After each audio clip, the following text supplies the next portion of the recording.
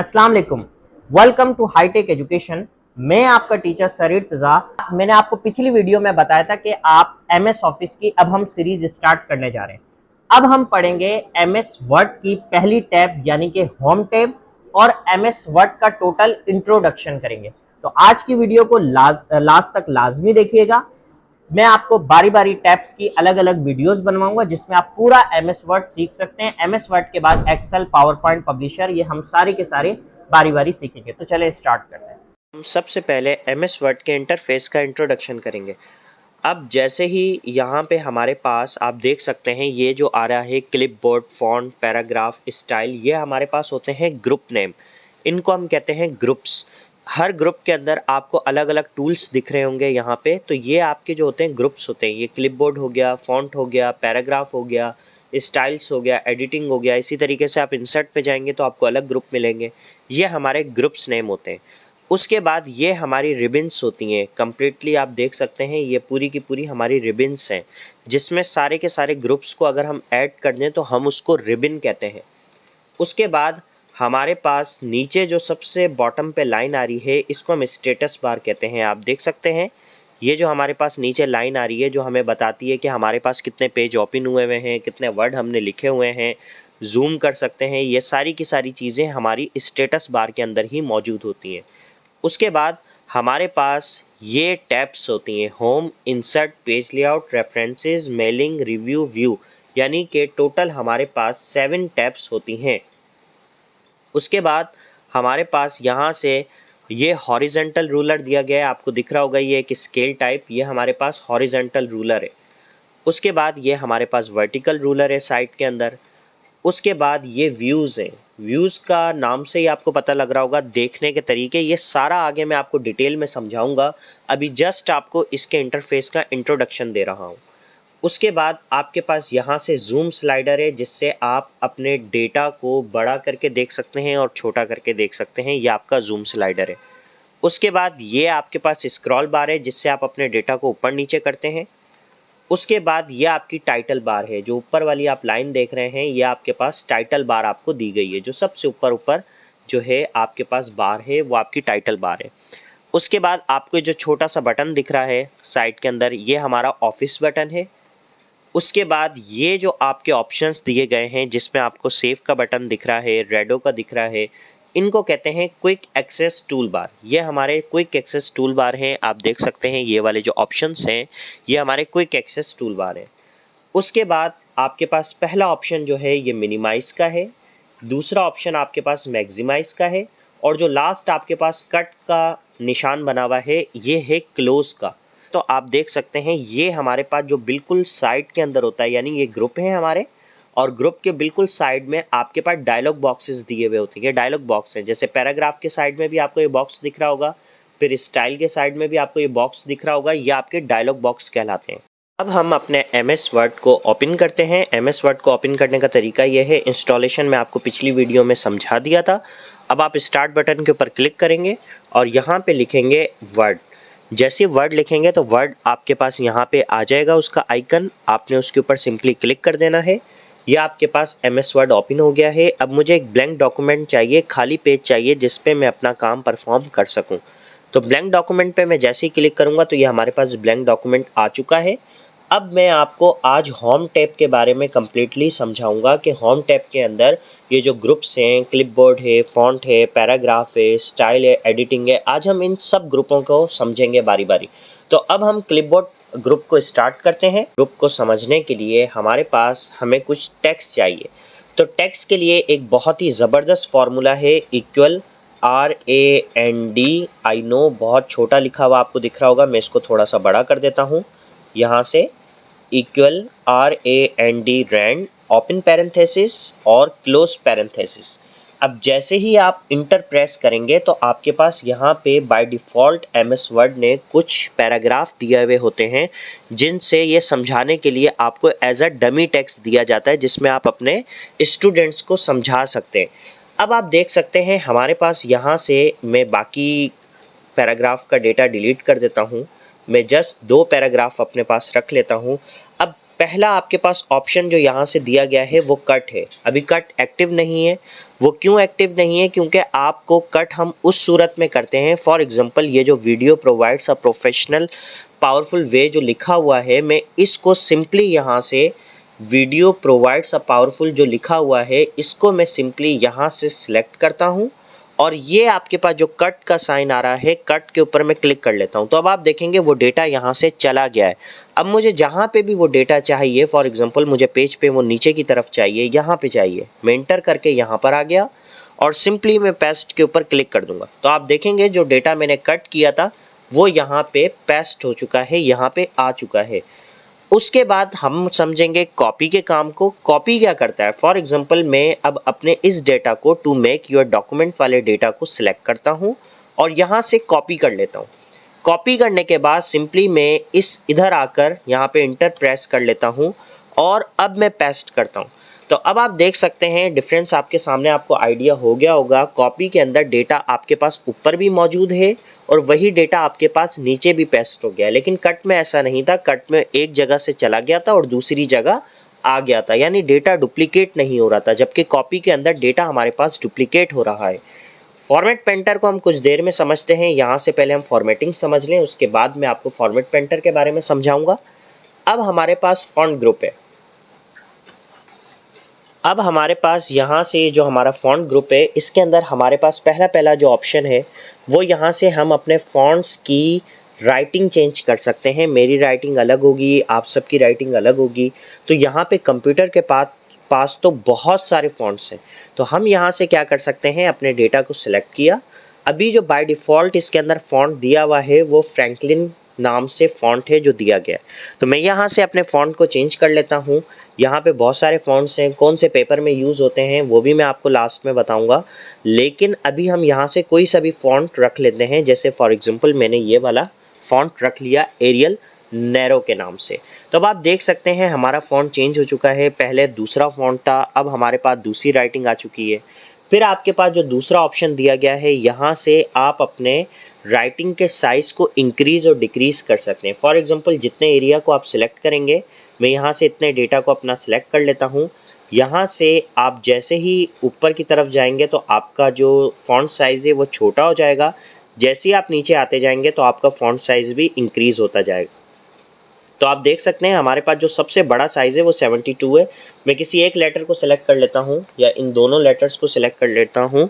उसके बाद मैं 72 के ऊपर जाता हूँ। अब आप देखेंगे ये सबसे बड़ा साइज़ है। लेकिन अगर आप इससे भी बड़ा करना चाहते हैं और बारी बारी चेक करना चाहते हैं तो आपके पास यहाँ पे देखें 72 से ऊपर ऑप्शन तो आपके पास दिया हुआ नहीं है। तो अगर आप इससे भी ऊपर लेकर जाना चाह रहे हैं तो आपके पास यहाँ पे इंक्रीज फॉन्ट साइज़ का ऑप्शन दिया गया है।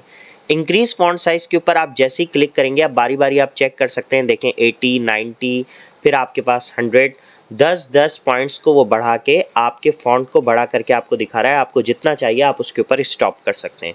इसी तरीके से आपके पास इसी के साइड में डिक्रीज फॉन्ट का ऑप्शन दिया गया है। डिक्रीज आपके फॉन्ट को छोटा करता है। अगर 8 से भी आप छोटा करना चाहते हैं या बारी बारी चेक करना चाह रहे हैं हर फॉन्ट के यहाँ पे साइज़ को अप्लाई करके, तो आप डिक्रीज फॉन्ट का इजीली यूज़ कर सकते हैं। उसके बाद हमारे पास यहाँ पे केसेस दिए गए हैं। केसेस हमें हर जगह पे, हमें कोई भी डॉक्यूमेंट क्रिएट करना हो, हमें अपना पेपर क्रिएट करना हो, कुछ भी बनाना हो, उसमें केसेस बहुत ज़्यादा हमें काम आते हैं। अब मैं बताता हूँ केसेस का काम क्या है।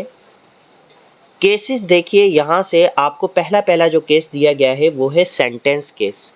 सेंटेंस केस के अंदर क्या होता है, अगर आप देखें पूरे सेंटेंस का पहला लेटर कैपिटल होगा। अब आप देख सकते हैं यहाँ पे हमारे पास जहाँ पे फुल स्टॉप आ रहा है साइड बार पे, यहाँ तक आपके पास जो पहला लेटर था टी, सिर्फ वही कैपिटल है, बाकी सारे का सारा आपके पास स्मॉल है। जैसे यहाँ पे आपके पास फुल स्टॉप आया, अब आप देख सकते हैं इस फुल स्टॉप के बाद जो W था वो आपके पास कैपिटल आया और उसके बाद सारे के सारा आपके पास स्मॉल आ गया। ये कॉमा है तो इसलिए कॉमा के बाद आपको पता है सेंटेंस केस के अंदर लेटर कैपिटल नहीं होता, हमेशा फुल स्टॉप के बाद ही आपका जो पहला लेटर है वो कैपिटल होता है। तो आप देख सकते हैं वर्ड आपका चेंज हो गया। फिर अदर के बाद आपका फुल स्टॉप था तो F जो है वो आपका कैपिटल आ गया। तो यानी जो हर सेंटेंस के पहले लेटर को ये कैपिटल कर देता है। उसके बाद आपके पास जो यहाँ से दूसरा केस दिया गया है वो लोअर केस है। लोअर केस क्या काम करता है अब आप देख सकते हैं, आपके पास जितना भी आपका डॉक्यूमेंट का डेटा है वो सारे का सारा लोअर केस कर दिया क्योंकि मैंने सिलेक्ट ऑल किया था। इससे क्या होगा कि आपका सारे के सारे लेटर्स स्मॉल हो जाएंगे। अब आप देख सकते हैं टू भी स्मॉल हो गया, चाहे फुल स्टॉप हो चाहे कुछ भी हो, आपके सारे के सारे डेटा को ये स्मॉल के अंदर ले जाएगा सिंपली। उसके बाद हमारे पास यहाँ से है अपर केस। अपर केस क्या करता है, सारे के सारे डेटा को, हमारे सारे लेटर्स को ऑटोमेटिकली कैपिटल कर देता है। अब आप देख सकते हैं जितने भी इस डॉक्यूमेंट के अंदर लेटर दिए गए हैं वो सारे के सारे हमारे पास कैपिटल हो चुके हैं।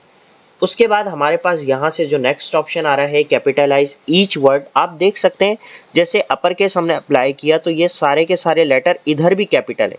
अब कैपिटलाइज ईच वर्ड में आपको यहीं से पता लग रहा है कि सी भी कैपिटल है, फिर ई भी कैपिटल है, डब्ल्यू भी कैपिटल है, यानी कि हर वर्ड का, जैसे टू एक वर्ड है, मेक एक वर्ड है, हर वर्ड का पहला लेटर कैपिटल हो जाएगा। जैसे टू का टी, मेक का एम, यानी हर वर्ड का आपके पास पहला लेटर कैपिटल हो जाएगा। तो ये आपके पास कैपिटलाइज ईच वर्ड का केस था। उसके बाद हमारे पास आता है टॉगल केस। ये क्या करता है, हर वर्ड का पहले लेटर को स्मॉल कर देता है। आई डोंट नो इन्होंने ये क्यों दिया है, लेकिन ज़्यादातर इसका यूज़ नहीं होता। ये हर वर्ड का पहले लेटर को स्मॉल कर देता है। तो ये हमारे पास केसेस थे। जो ज़्यादातर इस्तेमाल होता है वो सेंटेंस भी होता है, अपर केस भी होता है, कैपिटलाइज ईच वर्ड भी होता है।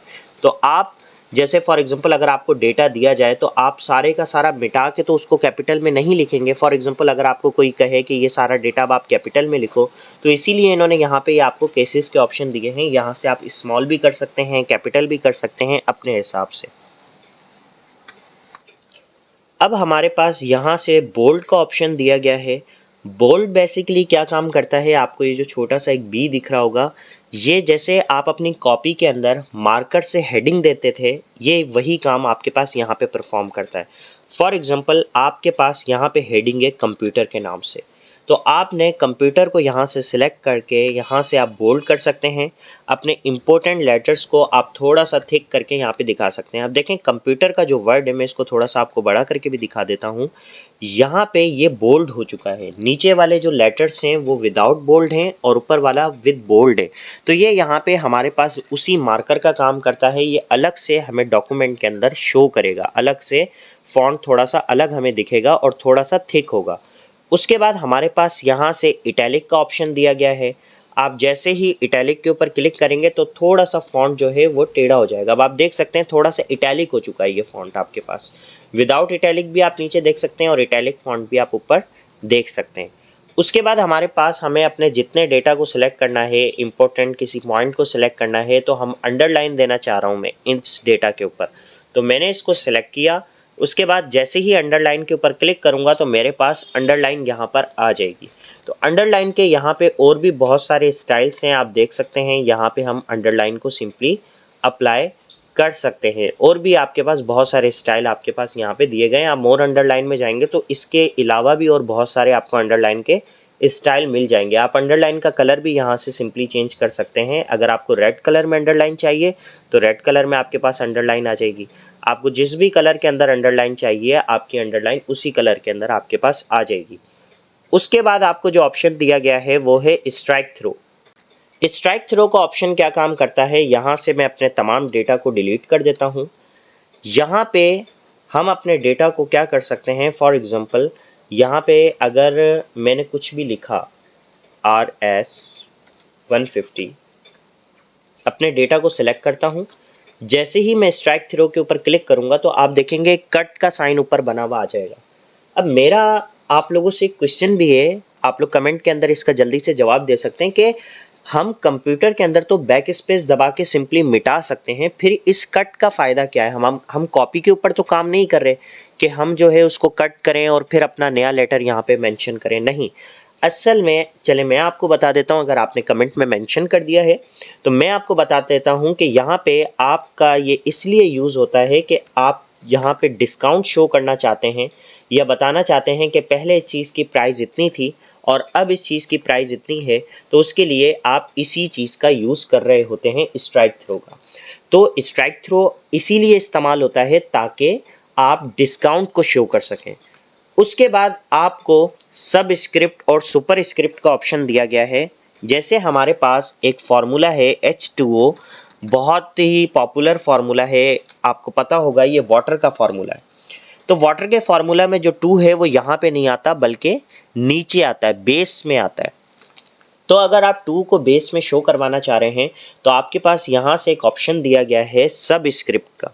आप जैसे ही इसके ऊपर क्लिक करेंगे, अच्छा एक और चीज़ आप देख रहे होंगे, जैसे ही आप उस टूल के ऊपर लेकर जाते हैं तो उसकी कंप्लीटली आपको बता रहा होता है कि ये क्या काम करता है। जैसे इस पे लिखा हुआ है type very small letter just below the line of text, यानी आपको ये यहाँ पे भी शो कर देता है। तो ये एक बहुत अच्छी इनका ऑप्शन है। तो अब आप देख सकते हैं 2 आपके पास बेस में शो हो चुका है, H2O। अगर किसी भी लेटर को, किसी भी चीज़ को आप बेस में शो करना चाहते हैं तो आप सिंपली सब स्क्रिप्ट के ऊपर जा सकते हैं। उसके बाद आपके पास सुपर स्क्रिप्ट का ऑप्शन है। सुपर स्क्रिप्ट का ऑप्शन आपके पास पावर देने के लिए यूज़ होता है। जैसे मैं 4 पावर 3 देना चाह रहा हूँ, तो मैंने 3 को सिंपली सिलेक्ट किया और मैं सुपर स्क्रिप्ट के ऊपर जैसे ही क्लिक करूँगा तो मेरे पास आप देख सकते हैं ये पावर 4 पावर 3 आ गया है। मैं इसको थोड़ा सा आपको कैपिटल करके दिखा देता हूँ बड़ा। अब आप देख सकते हैं 4 पावर 3 का ऑप्शन आपके पास सिंपली आ गया है।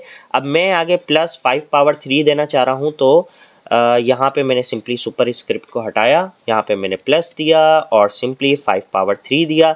अब 3 मुझे दोबारा ऊपर चाहिए तो मैं इसको सिंपली सिलेक्ट करूँगा और यहाँ से सुपर स्क्रिप्ट के ऊपर क्लिक कर दूंगा। अब आपके पास यहाँ से टेक्स्ट इफेक्ट एंड टाइपोग्राफी का नेक्स्ट ऑप्शन दिया गया है। ये टेक्स्ट इफेक्ट एंड टाइपोग्राफी क्या काम करता है, अगर आप अपने यहाँ पे फॉन्ट के ऊपर कोई भी स्टाइल, बना बनाया स्टाइल अप्लाई करना चाह रहे हैं तो आप यहाँ से जैसे ही इसके ऊपर क्लिक करेंगे अब आप देख सकते हैं उसका शेडो वगैरह सिंपली अप्लाई हो जाएगा।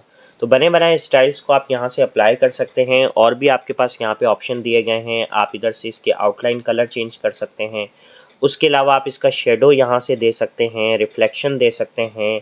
ये आपको सारे का सारा मैं डिटेल में और आगे समझाऊंगा, लेकिन आपके पास ये सारे के सारे यहाँ पे ऑप्शंस दिए गए हैं।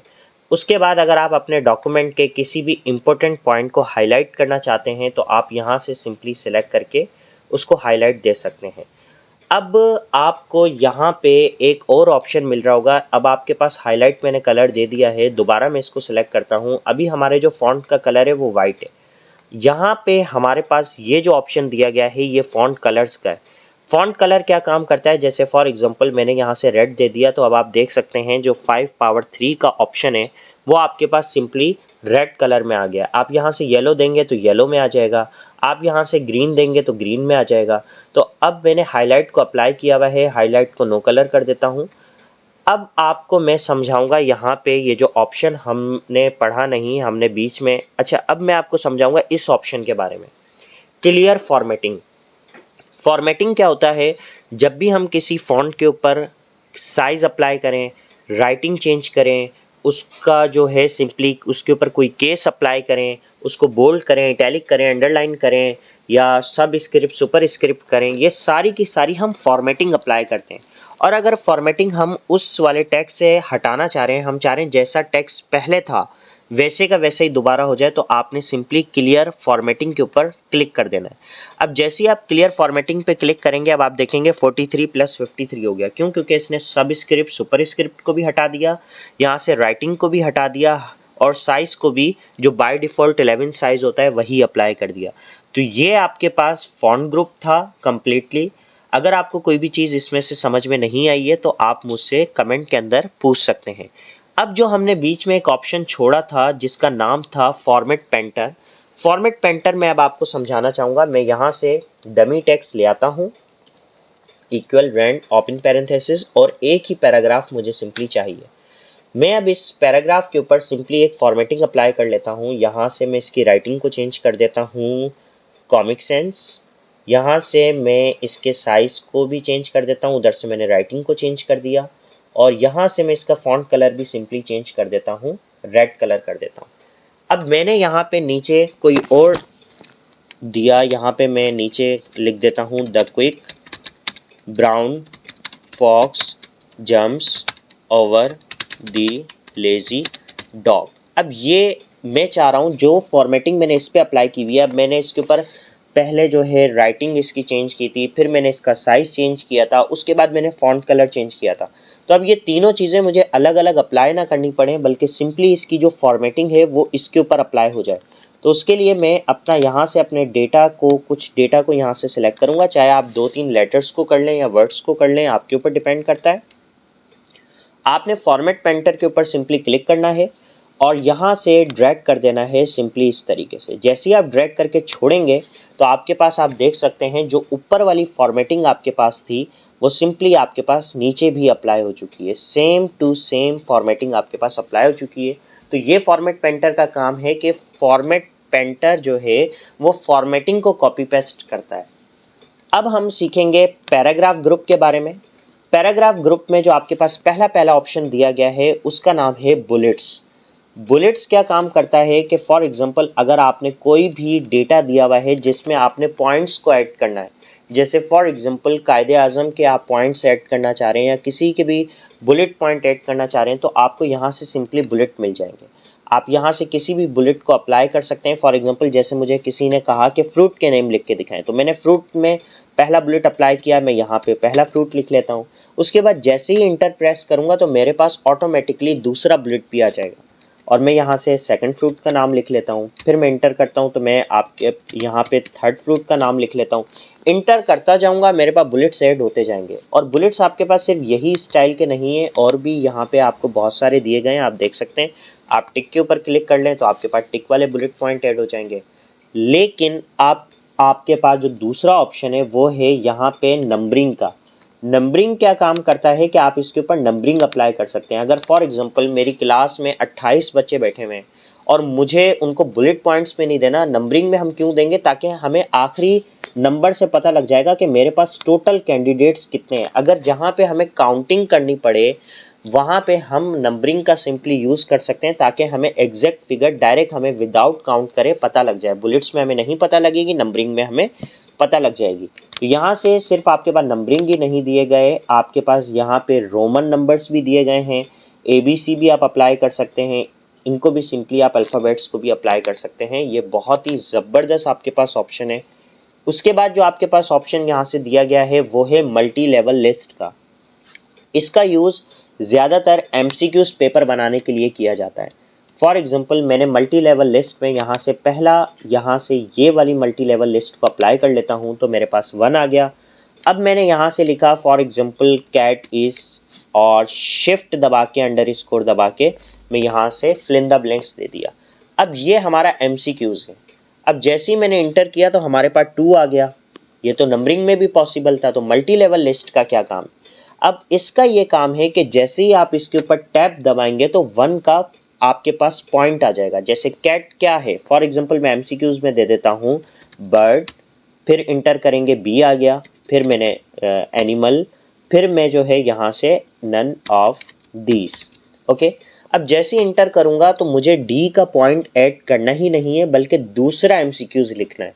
तो यहाँ पे मैं इंटर प्रेस करूँगा अगेन, यानी अगर आप बैकवर्ड जाना चाहते हैं 1 2 3 लाना चाहते हैं तो आप इंटर प्रेस करेंगे। अगर आप आगे जाना चाहते हैं तो सिंपली आप टैब प्रेस करेंगे। ये आपको सिंपली याद रखना है, जब भी आप अपना MCQs पेपर बनाएंगे तो आपको मल्टी लेवल लिस्ट बहुत ज़्यादा काम आएगा। उसके बाद आपके पास यहाँ से ऑप्शन दिया गया है इंक्रीज इंडेंट का और डिक्रीज इंडेंट का।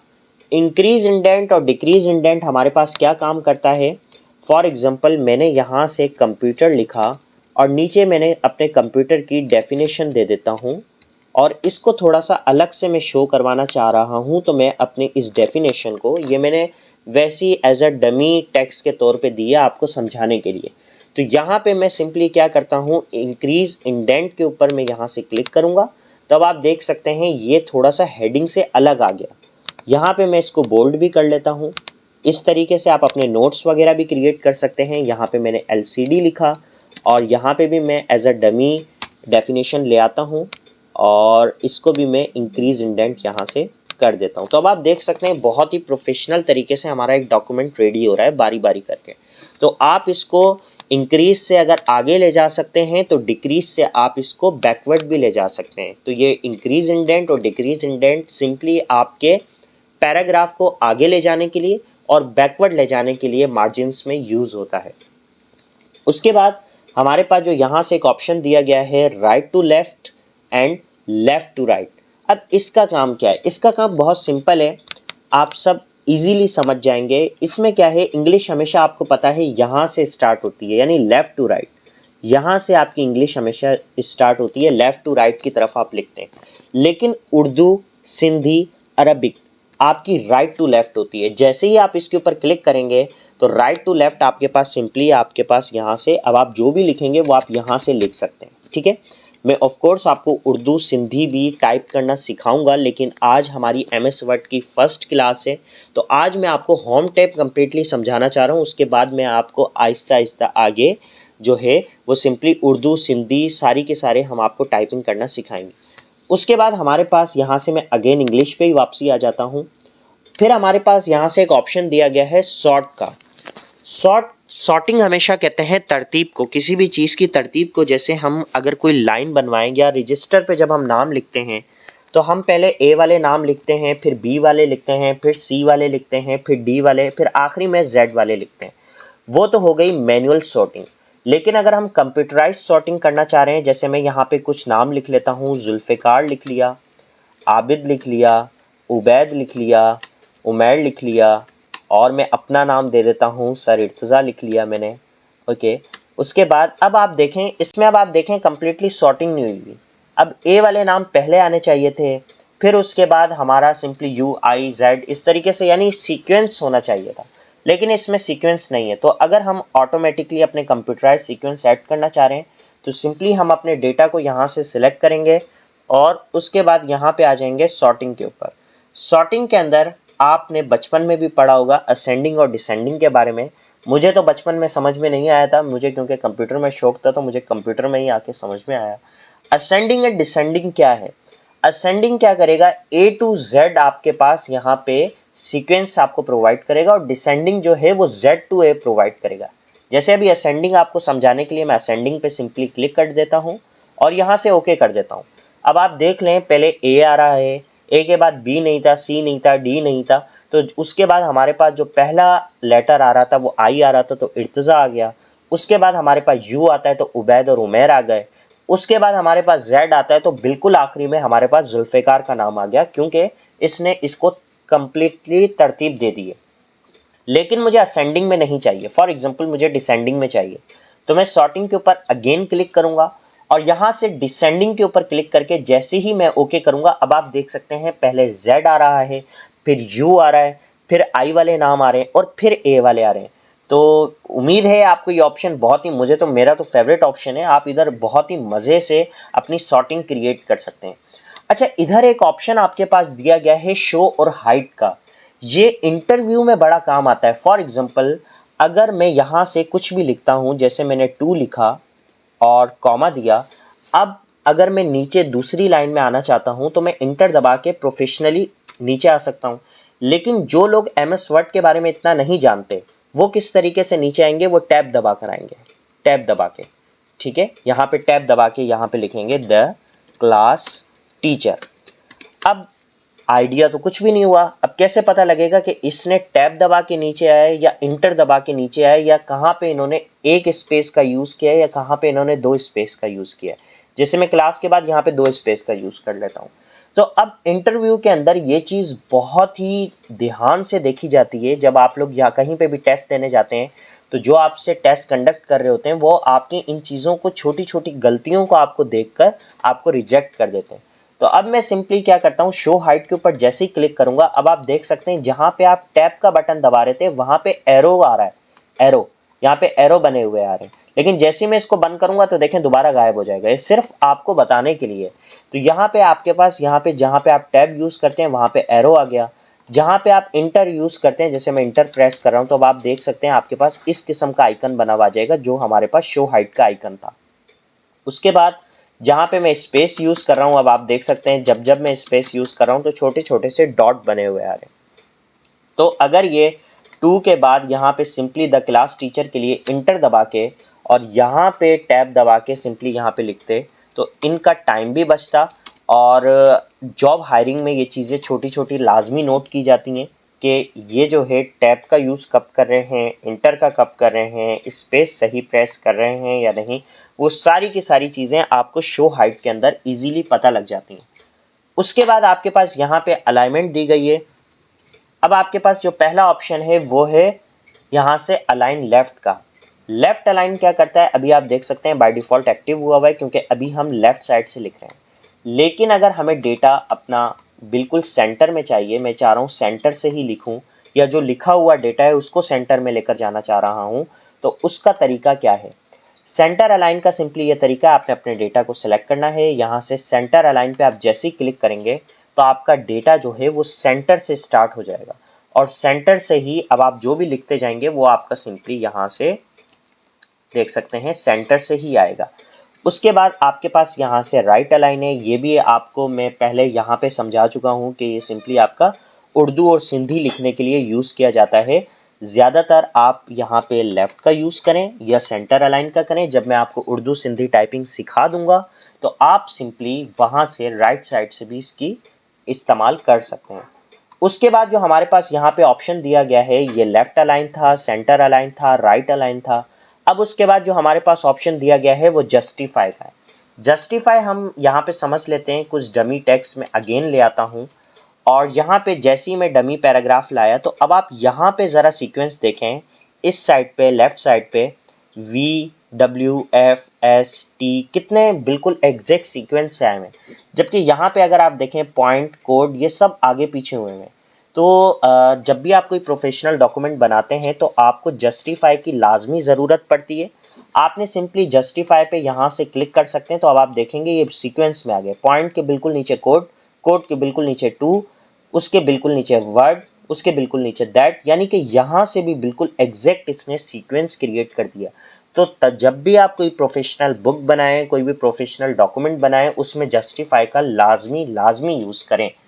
उसके बाद हमारे पास यहाँ से लाइन स्पेसिंग दी गई है। लाइन स्पेसिंग का क्या काम है, जैसे ही आप लाइन स्पेसिंग में क्लिक करेंगे तो यहाँ से 1.0 ये लाइन का स्पेस है। अब आप देख सकते हैं लाइनें एक दूसरे के कितने करीब आ गई हैं। 1.15 पे जाएंगे थोड़ा सा गैप आएगा, 1.5 पे जाएंगे थोड़ा और गैप आएगा, 2.0 पे जाएंगे और गैप आएगा। तो लास्ट आपको यहाँ पे 3.0 तक आप अपनी लाइनिंग के दरमियान गैप दे सकते हैं।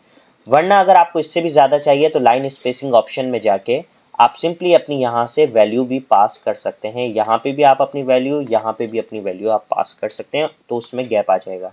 अच्छा, यहाँ पे एक और ऑप्शन जो नीचे दिया गया है, मैं इसको ज़रा सा रिमूव कर देता हूँ। एड स्पेस बिफोर पैराग्राफ को ज़रा सा अगर हम देखें, अभी देखें पैराग्राफ जैसे ही ख़त्म हो रहा है, जैसे यहाँ पे डॉक्यूमेंट के बाद टू बिल्कुल एक दूसरे के करीब आए हुए टेक्स्ट, जिसकी वजह से हमें आइडिया नहीं हो रहा एक पैराग्राफ के बाद दूसरे पैराग्राफ के दरमियान हमें छोटा सा स्पेस चाहिए। तो यहाँ से हम जैसे ही इसके ऊपर क्लिक करेंगे तो यहाँ से हमारे पास आ रहा है एड स्पेस बिफोर पैराग्राफ। जब भी पैराग्राफ हमारा दूसरा स्टार्ट होगा उससे पहले हमारे पास हल्का सा क्या आ रहा है, गैप आ रहा है। अब आप देख सकते हैं गैलरीज के बाद जो थीम्स आ रहा है उनके दरमियान थोड़ा सा गैप है, बाकी सारे का सारा टेक्स्ट आपस में मिला हुआ है लेकिन उनके दरमियान आपस में गैप आ रहा है। और इसी तरीके से हम इसको रिमूव भी कर सकते हैं। ये हम क्यों करते हैं, ताकि हमारे पेज में जगह बच जाए। आफ्टर पैराग्राफ यानी पैराग्राफ के बाद अगर आपको थोड़ा सा गैप चाहिए तो आप सिंपली इसका यूज़ कर सकते हैं। तो स्पेसिंग का बड़ा ख्याल रखिएगा। स्पेसिंग आगे मैं आपको प्रिंट का तरीका सिखाऊंगा। अगर आप 2 पेजों का डेटा एक पेज पे प्रिंट करना चाह रहे हैं तो स्पेसिंग बहुत मैटर करती है कि आप अपने पेज की स्पेसिंग क्या रख रहे हैं। मैं ज़्यादातर 1.15 भी अप्लाई कर रहा होता हूँ, 1.5 भी अप्लाई कर रहा होता हूँ। 1.0 तो मैं ज़्यादातर अप्लाई नहीं करता क्योंकि इसमें फ़ॉन्ट बिल्कुल एक दूसरे के करीब आ जाते हैं, जो कि हमें प्रिंटिंग के अंदर बहुत प्रॉब्लम क्रिएट करते हैं और हमें टेक्स्ट अच्छे तरीके से समझ में नहीं आता। उसके बाद हमारे पास यहाँ से एक ऑप्शन दिया गया है जो शेडिंग है। शेडिंग का ऑप्शन क्या काम करता है, शेडिंग का ऑप्शन क्या काम करता है, मैं इस पैराग्राफ के ऊपर सिंपली किसी भी डेटा को सेलेक्ट नहीं कर रहा, इस पैराग्राफ के ऊपर शेडिंग देना चाह रहा हूँ। तो अब आप देख सकते हैं पूरे पैराग्राफ के ऊपर शेडिंग आ गई। तो ये मेरा पूरे का पूरा पैराग्राफ थोड़ा अलग से मैं अगर दिखाना चाह रहा हूँ तो मैं इस पर सिंपली शेडिंग दे सकता हूँ। उसके बाद मैं इसकी शेडिंग को सिंपली रिमूव कर लेता हूँ, अभी मुझे शेडिंग नहीं चाहिए। उसके बाद हमारे पास यहाँ से मैं कंट्रोल ए कर लेता हूँ। आपको सारी की सारी शॉर्टकट की मैं समझाऊंगा, बिल्कुल परेशान ना होइएगा। इसकी अलग से मैं एक पूरी वीडियो बनाऊंगा और उसमें आपको सारी शॉर्टकट की MS वर्ड में जितनी शॉर्टकट की कहाँ कहाँ पे यूज़ होती हैं वो सब समझाऊंगा। इस सीरीज़ में हम हर चीज़ के बारे में जानेंगे। तो अब हमारे पास यहाँ पे बॉर्डर का ऑप्शन है। अगर मुझे बॉटम पे बॉर्डर चाहिए, जैसे ही मैं बॉटम पे क्लिक करूंगा तो अब आप देखेंगे कि बिल्कुल बॉटम पे एक बॉर्डर क्रिएट हो गया। अगर मुझे यहाँ पे हम बॉटम पे भी कर सकते हैं, टॉप पे भी कर सकते हैं, लेफ्ट पे भी कर सकते हैं, राइट पे भी। बॉर्डर नहीं चाहिए तो सिंपली नो बॉर्डर कर देंगे। ऑल बॉर्डर करेंगे तो हर पैराग्राफ के बाद आपके पास बॉर्डर आएगा। अब आप देख सकते हैं यहाँ पे डॉक्यूमेंट के बाद जैसे ही दूसरा पैराग्राफ स्टार्ट हो रहा है तो आपके पास सिंपली बॉर्डर आ रहा है। उसके बाद आपके पास यहाँ से आउटसाइड बॉर्डर है। आउटसाइड बॉर्डर में और ऑल बॉर्डर में क्या डिफरेंस है मैं बताता हूँ। नो बॉर्डर थोड़ा कर दूँ इसको, अगेन मैं एक बार आउटसाइड बॉर्डर अप्लाई करूँ तो ये हर पैराग्राफ के बाद नहीं आ रहा, बल्कि ये बिल्कुल साइडों के अंदर यानी इसके चारों कोनों को कवर कर रहा है। ये आपके पास होता है आउटसाइड बॉर्डर। तो आपके पास यहाँ पे बॉर्डर की बहुत सारी जो हैं वो प्रॉपर्टीज़ दी गई हैं, आप सारी अप्लाई कर सकते हैं अपने डिफरेंट डेटा को क्रिएट करने के लिए, डॉक्यूमेंट्स को बनाने के लिए। तो ये एक बहुत ही ज़बरदस्त ऑप्शन है। अब मैं इसको नो बॉर्डर कर देता हूँ सिंपली। यहाँ से मैं सिंपली जाऊँगा और नो बॉर्डर के ऊपर क्लिक कर देता हूँ। नो बॉर्डर के बाद हमारे पास यहाँ पे अब जो नेक्स्ट ग्रुप दिया गया है वो स्टाइल का है। स्टाइल मैंने आपको पहले भी समझाया यहाँ पे कि फॉर्मेटिंग को हम बेसिकली स्टाइल ही कहते हैं। हम किसी भी डेटा को बोल्ड करें, उसको इटैलिक करें, अंडरलाइन करें, उसको एक केस को चेंज करें, उसके ऊपर सब स्क्रिप्ट सुपर स्क्रिप्ट दें, या उसकी राइटिंग को चेंज करें, या राइटिंग को बड़ा छोटा करें, ये सारी की सारी चीज़ें हमारी फॉर्मेटिंग या स्टाइलिंग कहलाती है। अब यहाँ पे ये बनी बनाई स्टाइलिंग है। फॉर एग्जांपल अभी मैं इतना इसके ऊपर काम नहीं करना चाह रहा, इस पर मैं बोल्ड भी करूँ, इटैलिक भी करूँ। फॉर एग्जांपल मैंने यहाँ पे कंप्यूटर की हेडिंग दे दी। अब मैं इस हेडिंग को सिंपली बनी बनाई फॉर्मेटिंग अप्लाई कर सकता हूँ। यहाँ पे बनी बनाई है, जैसे हेडिंग 1 थोड़ी बड़ी आ रही है, हेडिंग 2 फिर उससे छोटी है, फिर यहाँ पे टाइटल दिया गया है। अगर आप कोई बुक वगैरह का सिंपली टाइटल दे रहे हैं या किसी भी चीज़ का, तो यहाँ से आप टाइटल भी अप्लाई कर सकते हैं। तो ये आपके पास अलग अलग यहाँ पे बने बनाए फॉर्मेट्स हैं जिनको आप यहाँ पे अप्लाई कर सकते हैं। लेकिन आप चाह रहे हैं कि भाई मुझे अपना कोई नया फॉर्मेट क्रिएट करना है, तो अब आप उस सूरत में क्या कर सकते हैं कि क्रिएट स्टाइल के अंदर आप सिंपली क्लिक करेंगे और यहाँ पे आप मॉडिफाई के ऊपर चले जाएंगे। तो यहाँ से आप इसको मॉडिफाई कर सकते हैं। जैसे मुझे ये कलर बिल्कुल अच्छा नहीं लग रहा, I like red colour, okay, and bold कर देता हूँ। राइटिंग भी मुझे फ्रैंकलिन गॉथिक की अच्छी नहीं लग रही, I like comic sense font. इसका यूज़ ना करिएगा किसी भी प्रोफेशनल डॉक्यूमेंट में। प्रोफेशनल डॉक्यूमेंट में हमेशा जो फ़ॉन्ट यूज़ होता है वो भी मैं आपको बता दूं, यहाँ से टाइम्स न्यू रोमन का फ़ॉन्ट इस्तेमाल होता है। टाइम्स न्यू रोमन आप अपने प्रोफेशनल डॉक्यूमेंट्स में पेपर बना रहे हैं या कोई भी प्रोफेशनल डॉक्यूमेंट बना रहे हैं, आप उसमें यूज़ कर सकते हैं। मैं यहाँ से ओके कर देता हूँ। तो आपके पास सिंपली ये फॉर्मेट अब बन चुका है। ये अब आपका अपना फॉर्मेट क्रिएट हो गया। अब आप जब भी चाहेंगे सिंपली आपने अपने टेक्स्ट को सिलेक्ट किया और सिंपली यहाँ पे गए और आपने अपना फॉर्मेट अप्लाई कर लिया। तो ये एक बहुत ही ज़बरदस्त चीज़ है। अगर आप अपने फॉर्मेट को रिमूव करना चाह रहे हैं तो मैंने आपको बताया था कि आप क्लियर फॉर्मेटिंग के ऊपर क्लिक कर सकते हैं, तो आपकी फॉर्मेटिंग सारी की सारी रिमूव हो जाएगी। अब आपके पास जो लास्ट आपके पास होम टैब का ग्रुप है, अब उसके बारे में जानते हैं। Editing group. एडिटिंग ग्रुप के अंदर आपके पास जो पहला ऑप्शन दिया गया है वो है फाइंड का। फाइंड नाम से ही पता लग रहा है किसी भी चीज़ को ढूंढने को हम फाइंड करना कहते हैं। किसी भी चीज़ को अगर हम ढूंढते हैं तो उसको हम फाइंड कहते हैं। अब मैं फाइंड के ऊपर सिंपली क्लिक कर देता हूं। जैसे मैं यहां से एक वर्ड ढूंढना चाह रहा हूं पावरफुल, या फॉर एग्जांपल डॉक्यूमेंट ढूंढना चाह रहा हूं। अब मेरे पास इतने सारा बड़ा डॉक्यूमेंट है, अब उसमें मैं एक अगर किसी वर्ड को ढूंढना चाह रहा हूं तो मेरे लिए अलग अलग ढूंढना बहुत मुश्किल है। ये बिल्कुल ऐसा हो गया कि मुझे एक फेयर कॉपी दी जाए और उसमें कहा जाए कि आप सर ये वाला वर्ड मुझे फॉर एग्जांपल ईगल ढूंढ के दिखाएं, तो मुझे हर पेज को बारी बारी चेक करना पड़ेगा। कंप्यूटर हमारे टाइम को बचाता है, तो यहाँ पे आपको ऑटोमेटिकली बता देगा। देखें 5 रिजल्ट्स आपके पास शो कर रहा है कि आपके कौन कौन से पेज के ऊपर डॉक्यूमेंट मेंशन हुआ है। अब जहां जहां पे डॉक्यूमेंट वर्ड मेंशन है, मैं यहाँ से फॉर एग्जांपल डॉक्यूमेंट को हटा के कीप लिख लेता हूँ। तो जहां जहां पे भी कीप लिखा हुआ होगा, अब देखें ये बता रहा है एक ही जगह पे लिखा हुआ है 1 रिजल्ट, और यहाँ से उसको सिंपली हाईलाइट भी कर रहा है कीप को। तो ये आपके पास फाइंड का ऑप्शन है। फाइंड का मतलब ही है ढूंढना। उसके बाद आपके पास जो नेक्स्ट ऑप्शन आ रहा है वो रिप्लेस आ रहा है। फॉर एग्जाम्पल आप यहाँ पे कोई भी वर्ड लिख लें। जैसे मैं चाह रहा हूँ भाई जहाँ जहाँ पे भी प्रोफेशनली लिखा हुआ है, जहाँ जहाँ पे भी प्रोफेशनली लिखा हुआ है वहाँ वहाँ पे मुझे हाईटेक चाहिए, मुझे अपने इंस्टीट्यूट का नाम चाहिए। तो मैं हाईटेक को क्लिक करके यहाँ से रिप्लेस अगर करूँगा तो ये बारी बारी रिप्लेस करके मुझे बताएगा कि यहाँ पे प्रोफेशनली लिखा हुआ है, क्या मैं कर दूँ। मैंने कहा बिल्कुल कर दें, तो इसने उसको चेंज कर दिया। तो एक ही जगह पे था, लेकिन अगर आपके डॉक्यूमेंट में वो वर्ड जितनी बार भी यूज हुआ हुआ होगा प्रोफेशनली उधर, अगर आपको हाईटेक चाहिए तो आप सिंपली रिप्लेस ऑल के ऊपर क्लिक कर देंगे। तो ये भी एक बहुत ज़बरदस्त ऑप्शन है, आप फाइंड भी कर सकते हैं और उस डेटा की जगह पे अपना नया डेटा रिप्लेस भी कर सकते हैं। अगर कोई वर्ड आपको उस डॉक्यूमेंट में नहीं चाहिए, कोई और चाहिए, तो आप रिप्लेस एक बेस्ट ऑप्शन है। उसके बाद आपके पास आ रहा है सिलेक्ट ऑल का ऑप्शन। जैसे ही आप सिलेक्ट ऑल के ऊपर क्लिक करेंगे तो आपका सारे का सारा डॉक्यूमेंट सिलेक्ट हो जाएगा। यहाँ पे आपके पास जो नेक्स्ट ऑप्शन है सिलेक्ट ऑब्जेक्ट का, ऑब्जेक्ट मैं आपको आगे जाके समझाऊंगा, क्योंकि अभी मैंने आपको इंसर्ट के अंदर नेक्स्ट क्लास के अंदर शेप्स सिखानी है, तो उसके अंदर आपको सिलेक्ट ऑब्जेक्ट का काम समझ में आ जाएगा। तो उम्मीद है आज आपको एमएस वर्ड का इंटरफेस और एमएस वर्ड के अंदर होम टिप समझ में आई होगी। अगर आपने अभी तक मेरे चैनल को सब्सक्राइब नहीं किया तो सब्सक्राइब करें, लाइक करें। नेक्स्ट वीडियो में मुलाकात होगी। Thank you, good bye.